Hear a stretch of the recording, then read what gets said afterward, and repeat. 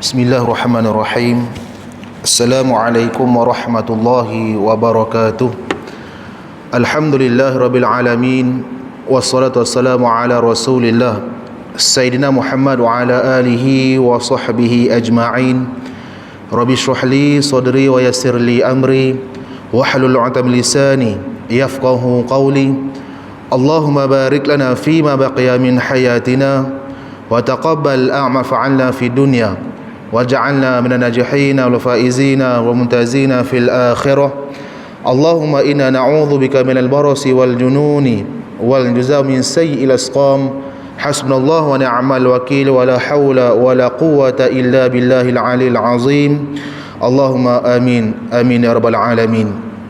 Yang saya hormati ayahanda Tuan Imam Ustaz Osman Yahya selaku pengerusi Jawatankuasa Masjid Aisyah Korea Sungai Menghulu, yang saya hormati barisan para pegawai masjid, yang saya hormati barisan ahli jawatankuasa masjid, tuan-tuan, puan-puan, anak-anak jemaah yang dirahmati oleh Allah Subhanahu wa taala sekalian. Alhamdulillah, pertama sekali syukur pada Allah Subhanahu wa taala, dengan izin Allah, Allah pertemukan kita dan Allah memberikan izin untuk kita melakukan ibadah korban, melaksanakannya. Maka kita syukur pada Allah Subhanahu wa taala. Macam biasa pada malam ini, sebelum kita memulakan pertemuan kita, maka marilah kita sama-sama kita bukanya dan kita baca umum kitab seorang sekali. Kita sedekahkan kepada baginda Rasulullah sallallahu alaihi wasallam, seluruh ahli keluarga baginda, sahabat-sahabat baginda, alim-alim ulama yang telah pergi meninggalkan kita, dan juga mungkin adalah sanak saudara keluarga yang telah juga dijemput oleh Allah Subhanahu wa taala. Sya'unillahi lahumul Fatihah. A'udzu billahi minasyaitonir rajim. Bismillahirrahmanirrahim. Alhamdulillahi rabbil alamin. Arrahmanir rahim. Maliki yaumiddin. Iyyaka na'budu wa iyyaka nasta'in. Ihdinas siratal mustaqim. Siratal ladzina an'amta 'alaihim ghairil maghdubi 'alaihim waladdallin. Amin amin ya rabbal alamin. Alhamdulillah, syukur pada Allah Subhanahu wa taala, dengan izin Allah, Allah masih berikan lagi kekuatan untuk kita bersama-sama berhimpun rumah Allah Subhanahu wa taala. Tak lain dan tidak bukan adalah kita nak buat kebaikan pada Allah Subhanahu wa taala. Justru itu jangan lupa pasangkan niat i'tikaf kita kepada Allah Subhanahu wa taala. Niat i'tikaf bila melangkah masuk masjid, jangan lupa pasang, yang tu nombor satu. Kemudiannya yang keduanya, lepas mana kita pasang niat i'tikaf, jangan lupa kita sembahyang sunat tahiyatul masjid dahulu. Yang inilah yang katakan oleh Nabi Muhammad sallallahu alaihi wasallam, "Idza dakhala ahadukum masjida fala yajlis hatta yusalli rak'ataini." Jika kamu masuk dalam masjid, kata Nabi Muhammad sallallahu alaihi wasallam, maka janganlah terus duduk, sembahyang dahululah 2 rakaat. Sesudah itu kita buatlah perkara yang apa yang kita nak lakukan. Sama ada kita nak berzikir juga sebagainya. Biarlah, saya ulang lagi sekali, masa yang pergi meninggalkan kita itu merupakan masa yang berkualiti dengan Allah Subhanahu wa taala. Masa kita tidur adalah masa kita buat kebajikan pada Allah Subhanahu wa taala. Masa kita berjaga, masa itulah yang dikatakan kebaikan dengan Allah Subhanahu wa taala. Kita tinggalkan masa kita itu, dengan itu adalah kebajikan kita pada Allah Subhanahu wa taala. Mudah-mudahan kita dibangunkan depan Allah Subhanahu wa taala, kita akan dipandang oleh Allah dengan pandangan rahmat, belas ihsan pada Allah Subhanahu wa taala. Tuan-tuan dan juga puan-puan minta Allah Subhanahu wa taala sekalian, syukur juga pada Allah Subhanahu wa taala. Dengan izin Allah, Allah berikan segala-galanya kepada kita. Allah uji kita dalam kesenangan, Allah uji kita dengan kesulitan, Allah uji kita dengan pelbagai ujian, yang mana kita tahu pada hari ini ada berlikunya ribut dan juga sebagainya, cuaca yang tidak menentu. Maka janganlah lupa pada Allah Subhanahu wa taala, panjatkan kita punya munajat pada Allah Subhanahu wa taala melalui hadis Nabi Muhammad sallallahu alaihi wasallam. Apabila kita tengok satu awan yang begitu besar, kata Nabi Muhammad sallallahu alaihi wasallam, berhimpunnya hendak menurunkan hujan, Nabi ajarkan kita ada perkara-perkara yang kita boleh buat dengan Allah Subhanahu wa taala. Maka tertarik juga nak kongsi bersama dengan tuan-tuan dan juga puan-puan yang minta Allah Subhanahu wa taala sekalian. Ada satu hadis Nabi Muhammad sallallahu alaihi wasallam, yang mana Nabi Muhammad sallallahu alaihi wasallam pernah bersabda daripada Aisyah radhiyallahu anha, Aisyah ummul mukminin, zaujah Nabi Muhammad sallallahu alaihi wasallam, maka hadis ini adalah hadis yang diriwayatkan oleh Aisyah radhiyallahu anha. Dia ada dalam takhrij Sahih Ibn Hibban dan hadis ini dihukum sebagai hadis yang sahih. Kata Nabi Muhammad sallallahu alaihi wasallam, kana Rasulullah sallallahu alaihi wasallam idza ra'a fis samai ghubaran aw rihan ta'awwadhu billahi min syarrihi fa idza amtarat qala Allahumma sayyiban nafi'a. Apa maksudnya tuan-tuan juga puan-puan Allah Subhanahu wa taala sekalian? Apabila Nabi Muhammad sallallahu alaihi wasallam idza ra'a fis sama, Nabi pandang ke arah langit, ghubaran, satu himpunan awan ataupun satu himpunan sobok-sobok ataupun kita kata sebagai asap, awan-awan lah kita kata, aurihan ataupun angin yang begitu kuat, ta'awwadhu billah, Nabi Muhammad akan buat adalah yang pertamanya dia akan berlindung dengan Allah Subhanahu wa taala. Fa idza amtarat, apabila diturunkan hujan kepada Nabi Muhammad sallallahu alaihi wasallam, maka kata Nabi Muhammad, Allahumma sayyiban nafi'a, ya Allah kau hujanilah kami dengan perkara yang baik-baik belaka. Yang ni kita faham bahawasanya walaupun hadis ni adalah hadis yang pendek, Nabi dia sentuh dua perkara. Bila mana tak bertemunya hujan, bila mana tak turun lagi hujan, nampaknya di langit satu awan yang begitu besar, yang begitu orang kata gelap dan juga sebagainya, Nabi lakukan adalah dia berlindung dengan Allah Subhanahu wa taala. Apa doanya? Ada lagi kita akan selesai lagi ni. Yang keduanya, bila mana diturunkan hujan, kata Nabi Muhammad sallallahu alaihi wasallam, Allahumma sayyiban nafi'a, ya Allah hujanilah kami dengan perkara yang mendatangkan kebaikan untuk kami. Ada hadis yang lain Nabi kata, matarna bi fadlillahi wa rahmatih. Yang inilah yang dikatakan Nabi Muhammad sallallahu alaihi wasallam dia ajar kita untuk kita bermunajat pada Allah Subhanahu wa taala. Wa fi hadzal hadis bayanu ma kana yaf'aluhu wa yaqulu Nabi sallallahu alaihi wasallam. Hadis ini menerangkan kepada kita bahawasanya tindakan dan juga kata-kata Nabi Muhammad sallallahu alaihi wasallam inda nuzul batar, ketika mana turunnya hujan. Wa fihi annahu kana sallallahu alaihi wasallam idza ra'a nashi'an, dan apabila Nabi Muhammad sallallahu alaihi wasallam nampak satu benda yang makan nasyian. Nasyian itu diterangkan oleh tafsirannya bahwasanya sahaban fi ufuqis sama badian fi tajammu' lil matar, ialah satu benda yang kita nampak di ufuk langit. Kata Nabi, kata dalam ulama tafsir, ulama hadis ini, dia kata satu awan yang berhimpun di ufuk langit. Kita nampak di jauh langit sana tu ada awan yang saya merimpun besarnya, maka kat situlah fi tajammu'il matar, untuk menurunkan hujan, wa tarakal amal, maka di sinilah diseru pada kita untuk meninggalkan segala perbuatan, wa in kana fi shalah, dan apabila dalam sembahyang sekalipun, wa dzalika li syiddati khaufi sallallahu alaihi wasallam min Allah azza wa jalla. Di sinilah Nabi Muhammad sallallahu alaihi wasallam dia bagi tahu pada kita, thumma yaqul Nabi sallallahu alaihi wasallam inda ru'yatihi, ketika mana Nabi Muhammad sallallahu alaihi wasallam dia nampak himpunan awan yang begitu besar tersebut, Nabi Muhammad sallallahu alaihi wasallam berkata, Allahumma inni a'udzubika min syarriha. Yang tu adalah doa Nabi Muhammad sallallahu alaihi wasallam. Nah, yang mana Nabi Muhammad berlindung dengan Allah Subhanahu wa taala. Allahumma inni, ya Allah, inni sesungguhnya aku, a'udzubika, aku berlindung denganmu ya Allah, min syarriha, segala benda-benda yang tidak baik yang ada padanya. Tuan-tuan, yang tu kita kena berdoa pada Allah Subhanahu wa taala. Takut, memang kita takut cuaca yang tidak menentu. Kadang-kadang kita rasa nak hujan sampai ke petang, tiba-tiba turun pada kita hujan begitu lebat. Maka kata Nabi Muhammad sallallahu alaihi wasallam, mintalah lindung dengan Allah Subhanahu wa taala. Antara doanya, Allahumma inni a'udzubika min syarriha, ai min syarri ma atat bih. Pasal apa Nabi kata lagu tu?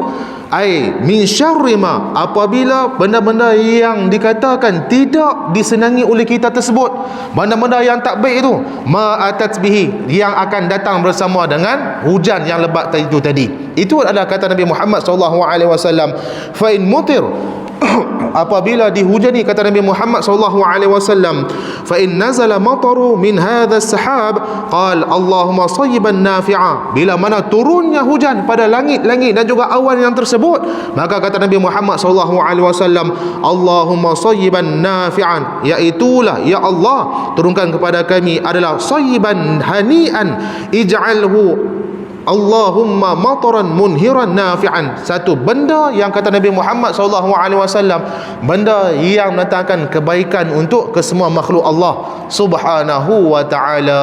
Itu sebuah sikit tentang perkongsian yang mana Nabi Muhammad SAW ajak kita lakukan apabila kita nampak satu cuaca yang begitu menakutkan kita.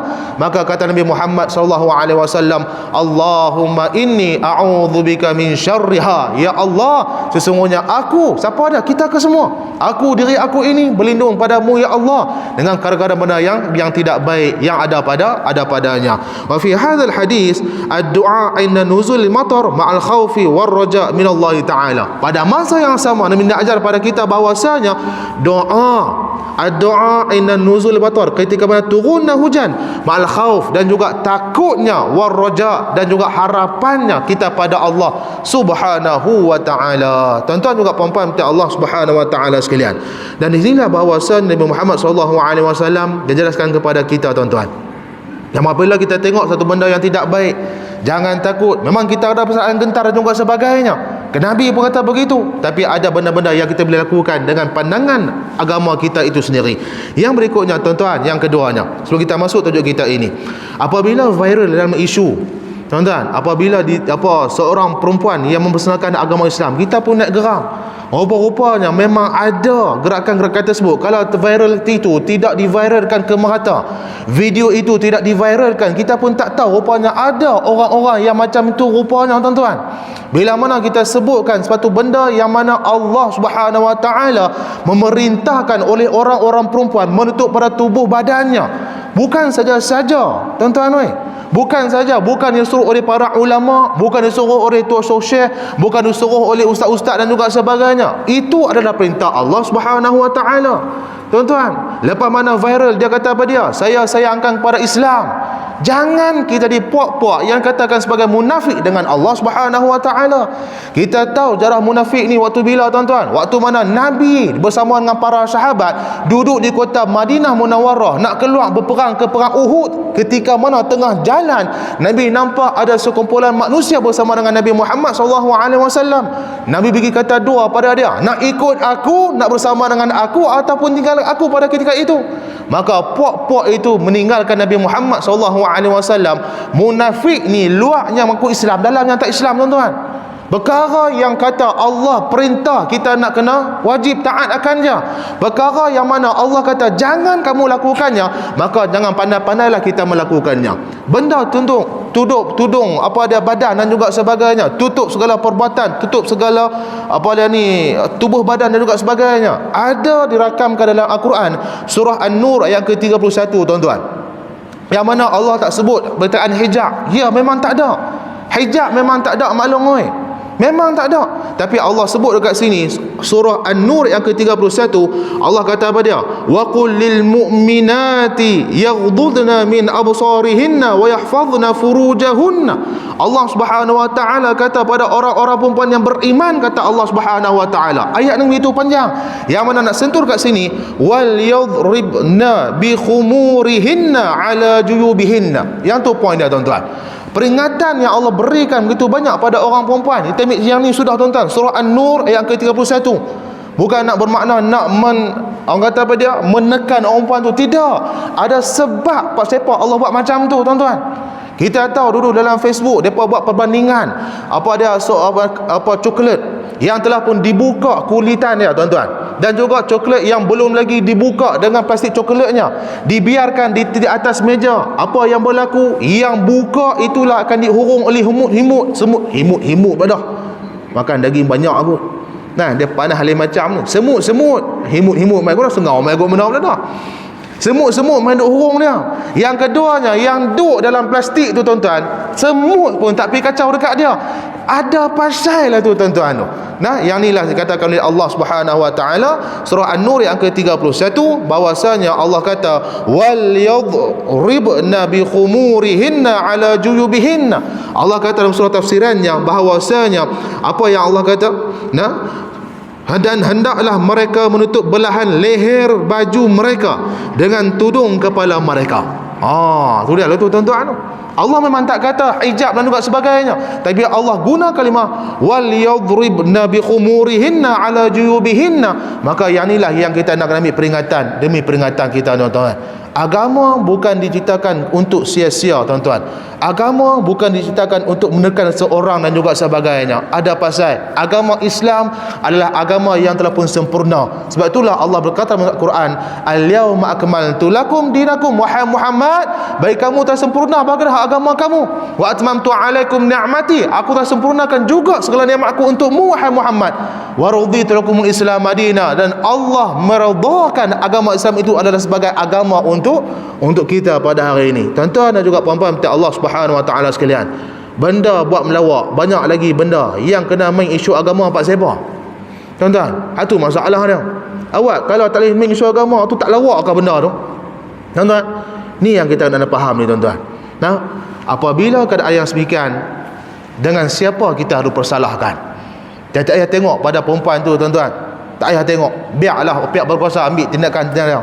Tengok dalam rumah tangga kita, tuan-tuan, penekanan agama yang macam mana kita ajarkan kepada anak-anak dan juga sebagainya. Yang ni penting, tuan-tuan. Penting. Kata Nabi Muhammad SAW ini, setiap insan yang lahirkan itu adalah begitu sempurna, dia suci dan juga sebagainya. Maka mak bapak lah akan mencorakkan dia, tuan-tuan. Kita corakkan anak-anak pada waktu kecil tersebut. Kalau tak boleh, pelan-pelan kita usahakan buat setakat mana yang kita mampu. Jangan kita menyerah, sudah yang tu je. Setakat mana kita mampu buat. Bila aku suruh dah. Tak boleh, kena berterusan dan juga berterusan. Tuan-tuan juga puan-puan Allah Subhanahu wa taala sekalian, yang tu adalah sebuah sikitlah, tuan-tuan, tengah perkongsian yang sebelum kita masuk tajuk kita ini. Baik, kita masuk tajuk kita, tuan-tuan, hadis 40 Syekh Mustafa Abdul Rahman, yang mana hadis ini adalah hadis yang mana kita akan masuk hadis yang pertama. Sebelum kita masuk hadis yang pertama, maka kita ulang kembalilah, tuan-tuan, bahawasanya Nabi Muhammad SAW ini dia pesan pada kita, apabila kamu duduk majlis ilmu, maka duduklah di dalamnya. Nah, itu kita tahu dah. Yang keduanya, kita duduk majlis ilmu ini, kita mengaji tentang Imam Nawawi rahimahullahu taala. Dilahirkan pada tahun 631, meninggal dunia 676. Tuan-tuan, umur dia 45 tahun, tidak pernah berkahwin di perkampungan Nawa. Kita tahu jarahnya, umur 19 tahun keluar ke kota Damsyik. Dibuat macam mana sehinggalah menjadi seorang ulama yang besar, yang mana tidak akan gentar walaupun dengan para pemerintahnya ketika itu. Seorang raja yang merintahkan agar dia membuat fatwa yang menyebelahi raja tersebut, mana dia kata aku tidak akan mengeluarkannya.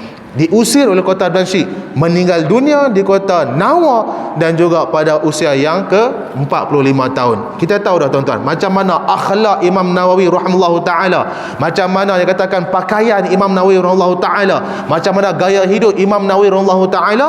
Maka kita tengok sebuah sikit kata-kata pendahuluan Imam Nawawi dan kitabnya Matan Arba'in An-Nawawiyah. Pasal apa yang Imam Nawawi ini tulis hadis 40 ni, tuan-tuan? Nak habis malam ni, kita akan masuk hadis yang pertama. Makna kata dalam tajuk ni, tuan-tuan, dimulakan dengan kalimah Bismillahirrahmanirrahim. Nak buat apa benda segala apa kali pun, biarlah kita mulakan dengan kalimah Allah Subhanahu wa taala. Macam katakan tadi ni, kita berdoa, doakan dengan kalimah Bismillah, diakhiri juga dengan tahmid pada Allah Subhanahu wa taala. Buatlah segala apa benda sekalipun, jangan lupa doa pada Allah Subhanahu wa taala. Kita sambung lagi, tuan-tuan, apabila kita berhenti di tengah-tengahnya, maka sebelum tu kita tengok sikit kehadapan, yang mana Imam Nawawi radhiyallahu taala dialah yang mengutuskan rasulnya, iaitu Allah Subhanahu wa taala mengutuskan para rasul, yang mana utus ini untuk menyelesaikan, menunjukkan, menyatakan segala syariat agama dengan dalil-dalil yang jelas dan juga keterangan-keterangan yang nyata. Sebab itulah tugas Nabi dan juga tugas Rasul, tuan-tuan. Adanya dalil bersama dengan mereka, adanya poin-poin ataupun adanya fungsi-fungsi setiap Rasul itu diutuskan ke atas muka bumi ini. Ada sepasal dia. Yang berikutnya, saya puji pada Allah atas segala nikmatnya. Yang ni Imam Nawawi nak pesan pada kita, buatlah apa segala benda sekalipun, serah pada Allah, nak kena ada. Yang berikutnya, saya akui bahawa tidak ada Tuhan melainkan Allah Subhanahu wa taala. Yang ni adalah cabangan pada iman. Bila kita sebut tentang iman ni, tuan-tuan, ada hadis Nabi Muhammad SAW, yang mana hadis ini yang diriwayatkan oleh Abu Hurairah radhiyallahu anhu, dia masuk dalam Sahih Muslim. Hadis ini adalah hadis yang sahih. Abu Hurairah kata pada, tuan-tuan, Nabi Muhammad SAW bersabda, al-imanu bid'un wa sab'un atau bid'un wa sittun syu'bah. Iman ini dia ada 60 sehingga 70 cabangan-cabangan dia. Fa afdaluha qaulu la ilaha illallah, dan iman yang paling afdal ini, yang paling baik kata Nabi Muhammad SAW adalah kalimah la ilaha illallah.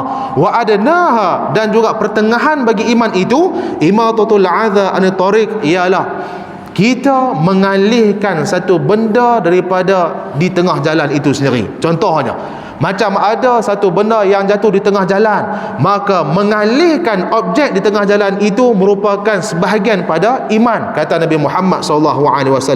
Wal haya'u syu'batun minal iman, dan ini bahawasanya malu itu adalah sebahagian pada iman. Nak main pada kalimah la ilaha illallah, begitu juga dengan Imam Nawawi rahimahullah taala, dia kata, saya mengakui bahawasanya tidak ada Tuhan melainkan Allah Subhanahu wa taala.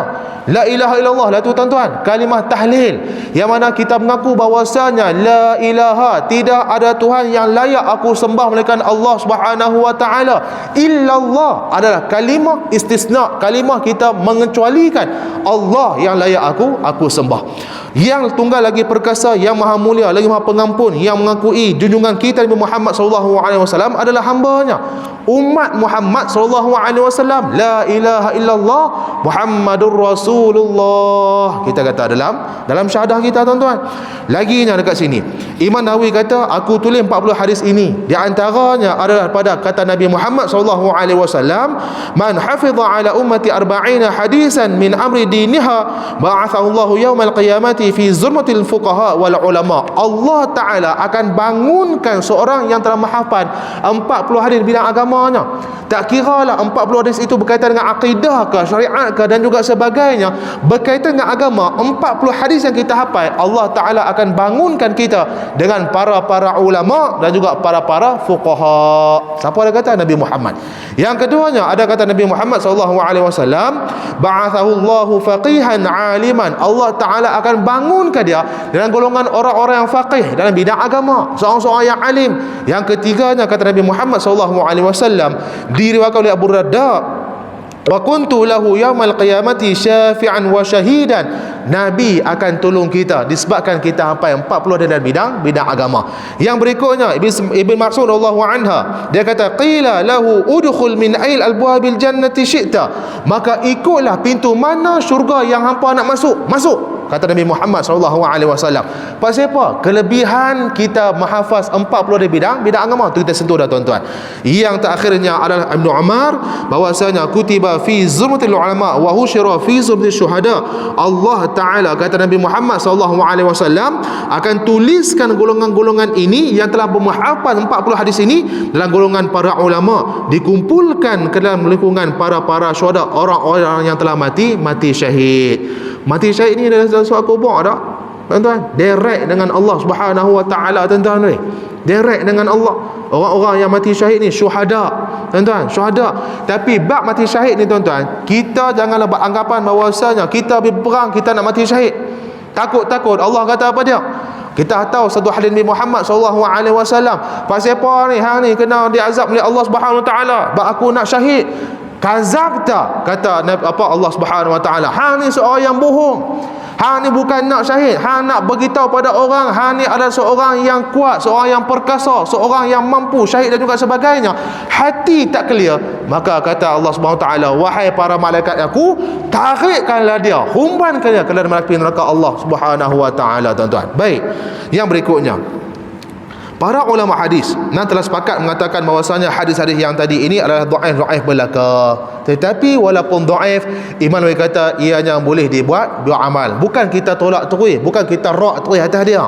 Tuan-tuan, hadis yang dhaif ini kita boleh buat min fadail a'mal, daripada untuk amalan tambah kita ni. Tuan-tuan, kita amalan yang benda-benda yang lain pun kita tak mampu nak buat, maka buat walaupun sedikit, walaupun hadis itu adalah hadis yang dhaif tuan-tuan. Nak kira hadis yang sahih, hadis dhaif pun kita tak mampu nak buat, dok kira hadis yang sahih tuan-tuan. Maka ambillah sedikit tentang hadis-hadis ini. Baik, maka orang yang pertama yang saya kenal telah pun mengarang kitab ini yang mengumpulkan 40 hadis bidang agama ini adalah banyak. Abdullah bin Mubarak, kemudian juga Abdullah Muhammad bin Aslam At-Tusi, banyaklah tuan-tuan. Maka disentuh lagi oleh Nabi Imam Nawawi rahimahullahu taala. Dan saya kata, Imam Nawawi berkata dalam muka surat yang ke-53, telah memohon pada Allah Subhanahu wa taala dapat pula mengumpulkan sebanyak 40 hadis mengikuti jerak mereka imam-imam yang berilmu berpengetahuan lagi mahafaz tentang hukum-hukum Islam. Imam Nawawi pada siapa ni? Sebab dia nak ikut ulama-ulama yang dahulu, dia karang 40 hadis, maka Imam Nawawi juga nak karang 40 hadis. Baik, yang berikutnya kita berhenti di surat 53, maka perengai yang baru. Dan sabda Nabi Muhammad sallallahu alaihi wasallam, "Madarallahu imra'an sami'a maqalati fawa'aha fa'addaha kama sami'aha." Apa maksudnya tuan-tuan? Nabi Muhammad sallallahu alaihi wasallam dia pernah bersabda, Allah mencemerlangkan, membaguskan muka orang yang mendengar perkataan aku. Maqalati, mendengar perkataan Nabi Muhammad SAW. Ya, kita akui memang kita tak dengar direct dengan Nabi Muhammad SAW, tetapi bila mana ulama-ulama mengumpulkan para hadis, yang ini adalah hadis Nabi Muhammad SAW, kita tahu hadis itu adalah sebahagiannya adalah mai pada Nabi Muhammad SAW, mulut kata-kata Nabi Muhammad SAW. Ada juga hadis yang bukan pada mulut kata Nabi Muhammad, tapi bukan pada perbuatan juga sebagainya. Ada juga pada hadis yang mana Nabi tak akui dengan mulut, Nabi tak buat dengan perbuatan, Nabi duduk diam. Maka inilah yang katakan oleh Nabi Muhammad SAW, barang siapa yang telah mencemerlangkan, Allah Subhanahu wa taala akan membaguskan muka orang itu apabila dia mendengar perkataan aku kemudian ia pelihara. Kita mendengar itu adalah hadis Nabi Muhammad SAW, kemudian kita menjaganya, maka apa yang kita akan dapat? Fawa'aha fa'addaha kama sami'aha, lalu sampai kepada orang yang lain sebagaimana yang disampaikan, maka Allah Ta'ala akan membaguskan kita di hari akhirat nanti ini tuan-tuan. Kita tahu kalau itu adalah mai pada Nabi Muhammad SAW, ada sandarannya, maka kita sampai kepada orang-orang yang tidak bersama dengan kita, maka kata Nabi Muhammad SAW, Allah Ta'ala akan membaguskan kita di hadapan Allah Subhanahu wa taala. Selanjutnya ada ulama yang mengumpulkan 40 hadis ini tentang tauhid, usul-usul agama tuan-tuan. Ada ulama yang karang 40 hadis tuan-tuan bidang tauhid sahaja. Kata Imam Nawawi, ada pula para ulama yang mengambil tentang cabang-cabang hukum agama. Seterusnya ada yang mengumpulkan mengenai jihad, zuhud, adab, budi pekerti dan juga ucapan Nabi Muhammad SAW dalam berbagai keadaan. Makna kata ulama ni dia tak fokus pada satu cabang ilmu sahaja tuan-tuan. Ada ulama yang fokus pada bidang usul tauhid sahaja. Ada ulama bidang fiqh, ada ulama bab lain, ada ulama bab budi pekerti Nabi, ada ulama bab sirah Nabi Muhammad SAW. Maka yang inilah dikatakan ikutlah apa jua hadis yang berkaitan dengan Nabi Muhammad SAW 40 hadis, maka kita nak kena menjaganya dalam kehidupan kita ini. Baik, semua itu mengandungi maksud yang baik. Semoga Allah meredai maksud seperti itu daripada para penyusunnya. Doa Imam Nawawi rahimahullah taala tuan-tuan untuk orang-orang yang tidak bersama dengan dia. Tuan-tuan, kita baca kalam Imam Nawawi, apa yang kita boleh buat? Kita boleh dapat ketahui bahawasanya bila mana orang tu tidak duduk bersama kita, jangan lupa mendoakan perkara yang baik-baik untuk dia. Tuan-tuan, sahabat kita, anak saudara kita, tuan-tuan, keluarga kita yang tak nampak depan kita ni tuan-tuan, maka kita boleh berdoa pada Allah Subhanahu wa taala. Dan saya berpendapat bahawa kumpulan 40 buah hadis yang lebih penting dari segala itu, iaitu satu kumpulan yang mengandungi segala yang tersebut, dan tiap-tiap hadis itu mempunyai kaedah yang penting, mempunyai kaedah-kaedah agama. Oleh para ulama menegaskan bahawa pusat peredaran hukum Islam terletak padanya, atau seperdua atau sepertiga atau seumpamanya daripada hukum itu adalah daripadanya. Apa maksud dia tuan-tuan? Satu hadis ini mengandungi berbagai-bagai cabang. Fokus dia tuan-tuan. Ada yang satu fokus, tapi ada satu hadis yang mengandungi 2/3 agama. Ada juga satu hadis yang mengandungi semua agama tersebut. Makna kata yang inilah yang katakan oleh para ulama mengumpulkan 40 hadis dalam bidang agama. Dan dia kata dalam nota kaki dia tuan-tuan, kebanyakan hukum terletak pada hadis dari situ terpeti. Innal halala bayin, sesungguhnya perkara yang halal itu adalah bayin, yang telah pun nyata. Halal kita tahu dah, dia terang-terang ianya adalah halal tuan-tuan. Nah, contoh, itu adalah 1/3 hadis. Sesungguhnya yang halal itu nyata. Halal itu nyata. Halal itu memang terang dah, kita tahu hukum dia macam mana. Dan juga ada hadis yang menyatakan ad-din nasihah. nasihat itu terletak pada agama. Agama itu adalah nasihat. Dan arti seperdua pada hukum itu mengenai pengambilan pada hadis innamal a'malu binniyat. Hadis yang kata innamal a'malu binniyat ini tuan-tuan ada 2/3. Yang pertamanya bab amalan, yang keduanya adalah bab niat. Macam tadi hari yang pertama tu dia 1/3 tuan-tuan. Innal halala bayin, sungguhnya perkara halal itu adalah jelas, satunya. Ada hadis yang lain Nabi terangkan pada kita innamal a'malu binniyat, dengan perbuatan adalah dengan niat. Ada 2/3 tuan-tuan dalam bidang agama. Hanya segala amal itu adalah dengan niat. Innamal a'malu binniyat. Baik, Abu Daud berkata hadis ini mengandungi 1/2 Islam, mengingatkan kepada amal agama itu ada yang zahir iaitu amal anggota dan juga ada yang batin iaitu niat. Tadi tuan-tuan, innamal a'malu binniyat 2/3. Satunya adalah amalan perbuatan zahir kita. Satu lagi adalah berkaitan dengan batin kita, iaitu niat. Maka Nabi himpunkan dalam satu kalimah hadis innamal a'malu binniyat. Al-Imam Syafi'i rahimahullahu taala dia berkata, hadis ini mengandungi 1/3 Islam, kerana usaha seorang hamba ada kalanya dengan hati, ada kalanya dengan lidah dan juga anggota, sedangkan niat itu salah satu daripada 2 yang 3 itu. Imam Syafi'i rahimahullah taala berkata hadis ini adalah 1/3 Islam. Pasal apa? Sebab memasukkan niat itu dalam segala perbuatan amalan hati dan juga sebagainya.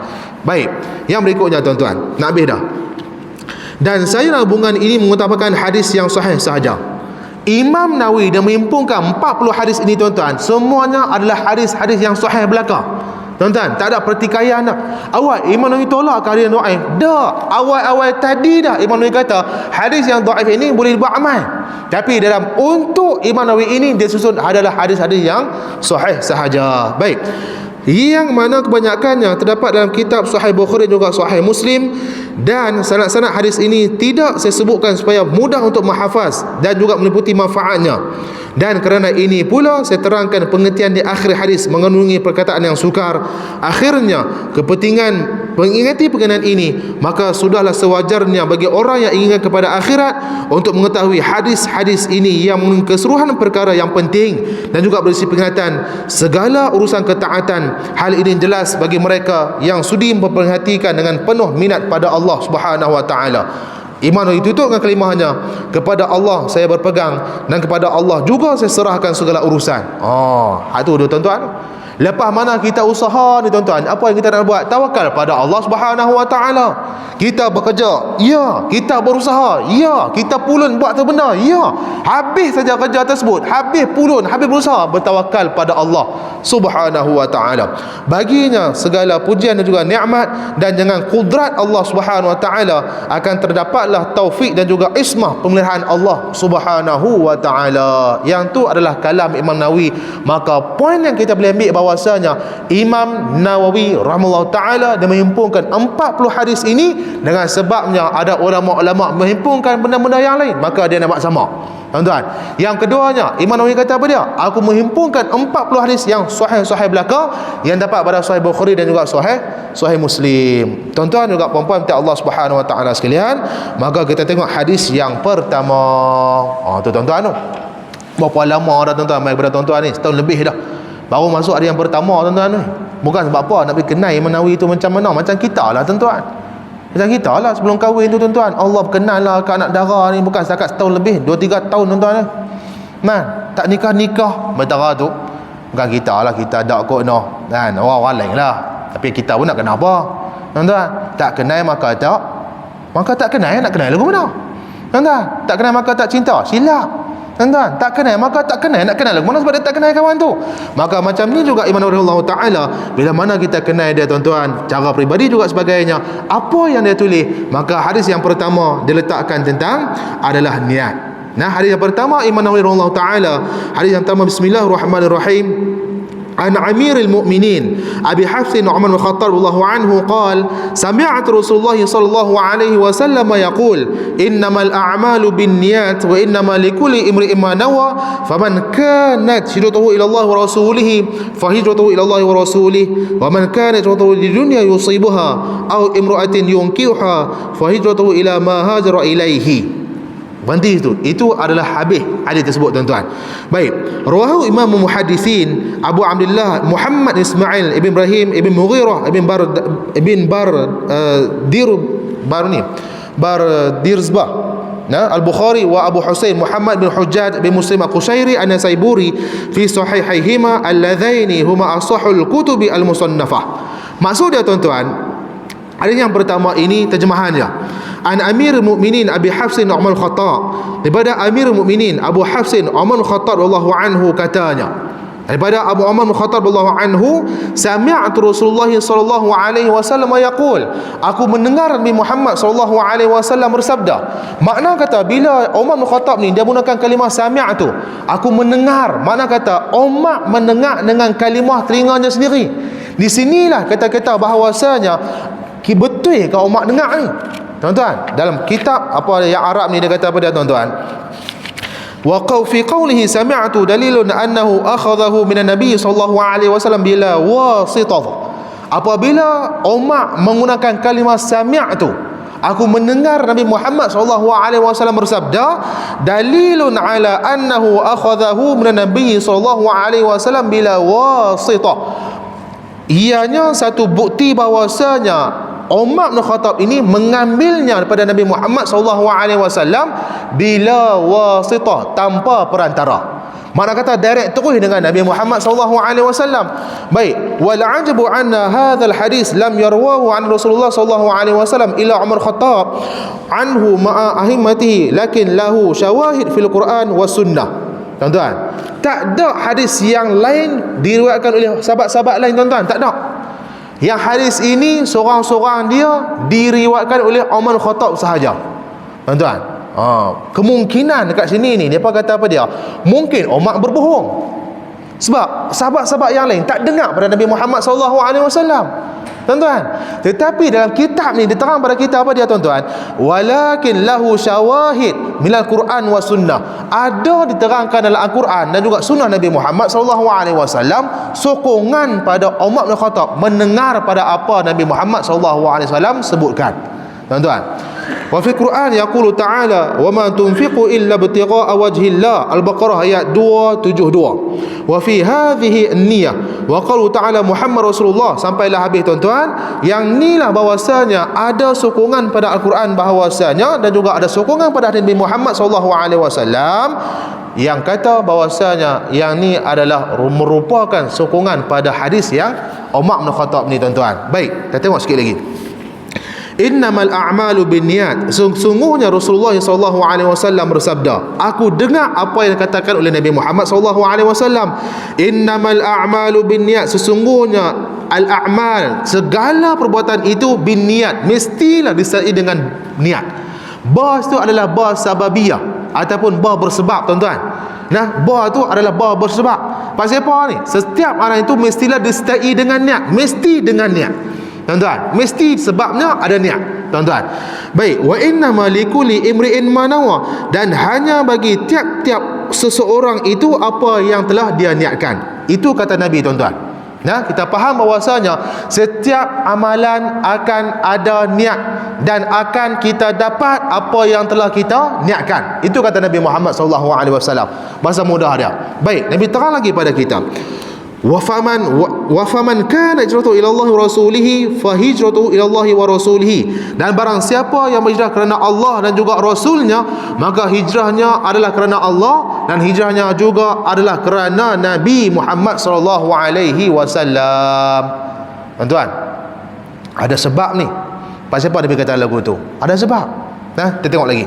Wa man kana hijratuhu lidunya yusibuha, dan barang siapa yang berhijrah kerana dunia, dia niat dia tu merubah diri dia, dia niat diri dia tu merubah dia untuk berhijrah ke arah keduniaan, tuan-tuan.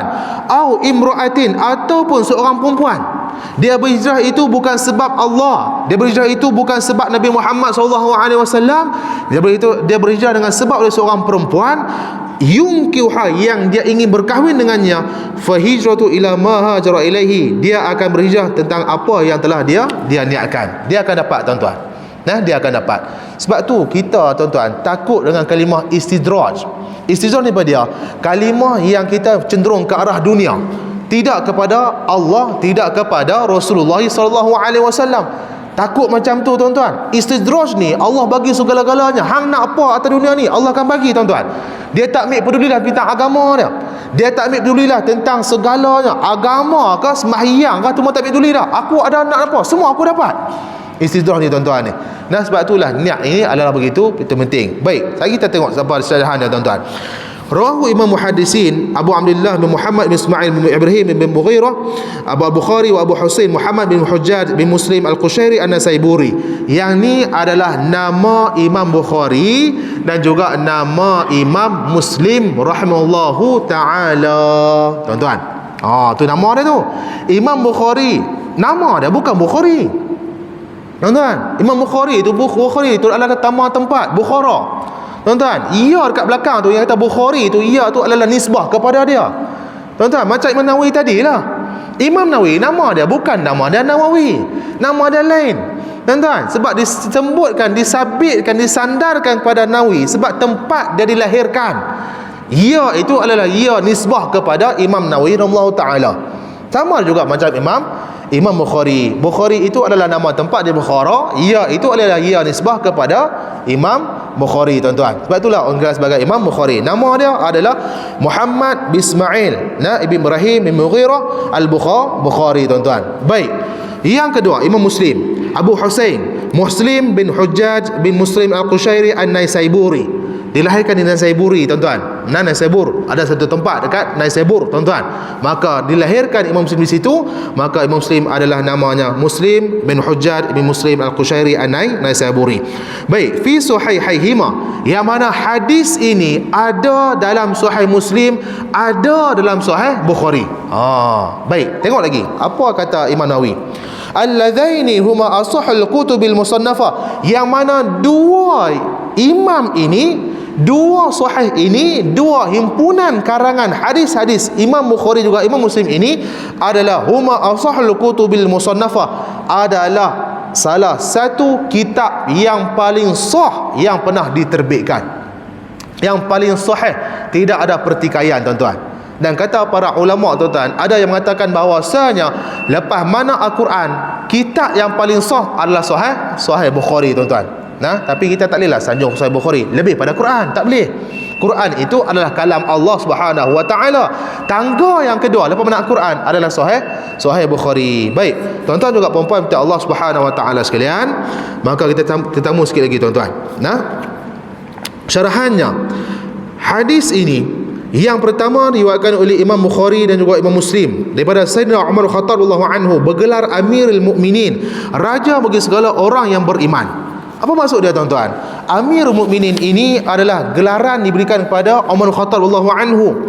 An Amirul Mukminin Abu Hafsin Umar Khattab radhiyallahu anhu alat ilaihi khulafa bi ta'yin Abu Bakar As-Siddiq radhiyallahu anhu lahu. Tuan-tuan, lepas mana wafatnya Nabi Muhammad sallallahu alaihi wasallam, orang-orang muslimin ketika itu dia berhimpun dekat satu tempat tuan-tuan. Namanya adalah Bani Sa'idah, Saqifah Bani Sa'idah tuan-tuan. Berhimpun dekat situ tuan-tuan, nak pilih siapakah pemimpin bagi orang Islam ketika itu. Wafat Nabi Muhammad sallallahu alaihi wasallam, jasad Nabi duk ada di bawah kubah hijau yang ada pada hari ini tuan-tuan. Yang tu berhimpun para muslimin tuan-tuan di luar sikit pada Masjid Nabawi.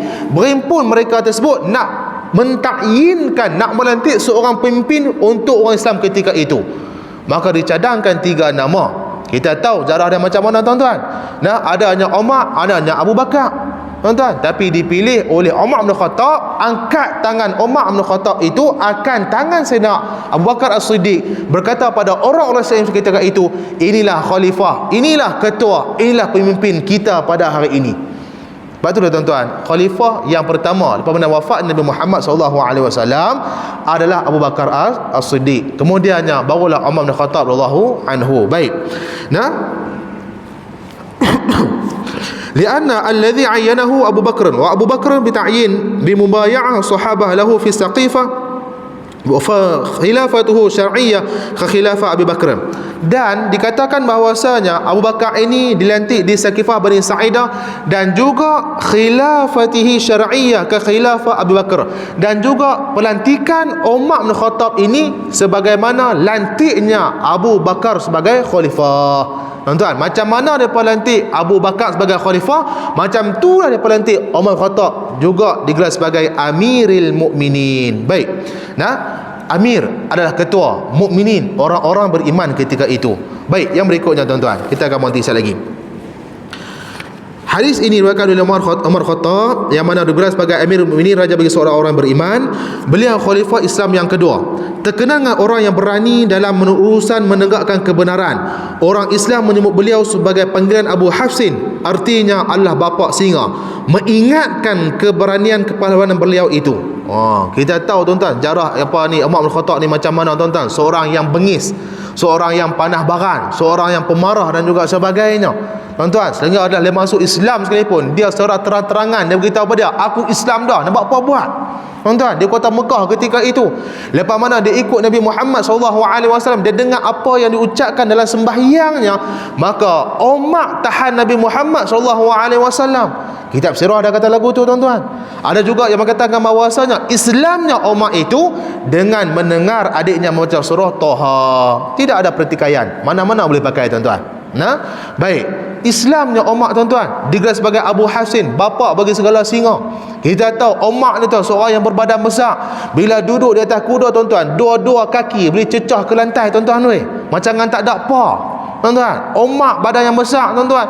Sehinggalah wafatnya Muhammad SAW, Umar dia terlampau sedih tuan-tuan, sehingga dia berkata dengan para sahabatnya, siapa yang berkata Muhammad ini telah pun meninggal dunia, aku tidak akan teragak-agak untuk memegang ataupun tidak akan mengagak untuk mencantas ataupun membunuhnya tuan-tuan. Sehinggalah pada ketika itu tuan-tuan, Umar bin Khattab sanggup berbuat sedemikian. Sahabat tak berani mengadu dekat Abu Bakar Siddiq. Abu Bakar keluar tuan-tuan ketika itu bersama dengan jasad Nabi Muhammad SAW. Abu Bakar keluar tuan-tuan, dia kata, wahai Muhammad, man kana ya'budu Muhammadan faqad mat. Wahai sekalian manusia, siapa-siapa yang sembah pada Muhammad, faqad mat, sesungguhnya Muhammad telah meninggal dunia. Siapa-siapa yang telah sembah selain pada Muhammad, wa man kana ya'budullah, siapa yang sembah pada Allah Subhanahu wa taala, fa innallaha hayyun la yamut, sesungguhnya Allah itu tetap akan bersama-sama dengan dia tuan-tuan. Yang inilah apabila mendengar kalam Abu Bakar Siddiq tuan-tuan, jatuhnya pedang Umar bin Khattab radhiyallahu anhu, dia terima bahwasanya Nabi Muhammad tidak lagi bersama dengan dia. Gagahnya Umar bin Khattab ni tuan-tuan.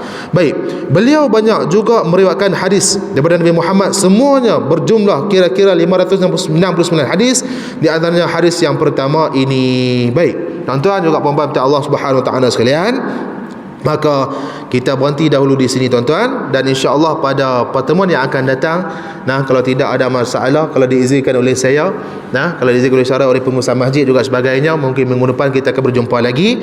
Nak bagi laju sikit tuan-tuan, bagi laju sikit, ada tempat-tempat yang lain pun dia dah laju sikit, maka kita akan bagi selaras tuan-tuan. Maka kita akan berhenti pada muka yang ke-656, nilaian hadis. Apa yang telah pun diterangkan dalam hadis ni tuan-tuan, Imam Syafi'i kata macam mana, inal halal bayyin dan juga sebagainya. Kemudian kita akan tengok pada pertemuan yang akan datang ini, perkara-perkara ataupun perkara niat dan yang berkaitan dengannya. Niat ni macam mana? Yang katakan innamal a'malu binniyat, sesungguhnya segala perbuatan itu mestilah ada dengannya niat. Apa maksud dia? Apa yang diterangkan oleh ulama hadis tuan-tuan, yang dicara oleh Syekh Mustafa Abdul Rahman, maka kita akan tengok bersama-sama tuan-tuan, insya-Allah pada pertemuan yang akan datang. Kita akan tengok dalam niat itu adanya cabang-cabang yang kata sebelum tadi niat ada benda-benda yang lain yang kita nak ambil peduli. Tuan-tuan minta Allah Subhanahu wa taala sekalian, maka kita berhenti di sini dulu insya-Allah. Maka ke depan kita akan tengok lagi apa yang kita akan tengok, dan kita akan tengok juga dalam kitab yang lama, kita akan gabung kitab yang baru juga kitab yang sedia ada ni tuan-tuan. 3 kitab kita akan tengok, mudah-mudahan Allah akan mudahkan segala urusan kita insya-Allah. Tuan-tuan yang baik pada Allah Subhanahu wa taala, doalah bagi Allah kekuatan pada kita untuk kita meneruskan umur kita dalam kebaikan kepada Allah. Nah, buatlah segala ibadat itu, pastikan ianya adalah ikhlas pada Allah Subhanahu wa taala. Nak ngaji bab niat ni tuan-tuan ni, ikhlas dia masuk dalam bab niat ni tuan-tuan. Kita akan jumpa pada minggu hadapan insya-Allah, kita akan tengok apa maksudnya dengan niat.